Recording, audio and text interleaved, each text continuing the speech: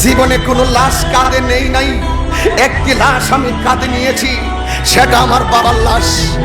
জীবনে কোনো লাশকে আমি গোসল দেইনি, একটি মাত্র লাশকে আমি গোসল দিয়েছি, সেটা আমার বাবার লাশ। জীবনে কোনো লাশ আমি কবরে নামাইনি, একটি মাত্র লাশ আমি কবরে নামিয়েছি, সেই লাশটি হলো আমার বাবার লাশ। একটি অনুরোধ করে দিয়ে যাই যুবক তোমাকে, আজকে তুমি অস্থির হয়ে পড়েছো, আজকে তোমার বাবাকে তুমি শত্রু মনে করতেছ। এই বাবা হলো বড় বৃক্ষের মতন।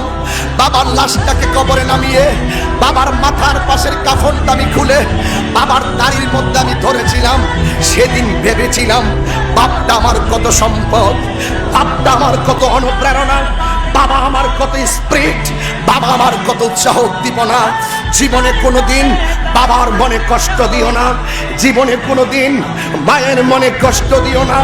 আজকে যারা বাবা বাবা রয়েছে যাদের সংসারে, তাদের মতো সৌভাগ্যবান আর কেউ নেই। যাদের মা দুনিয়াতে নাই, তাদের মতন কপাল পোড়া আর কেউ নেই।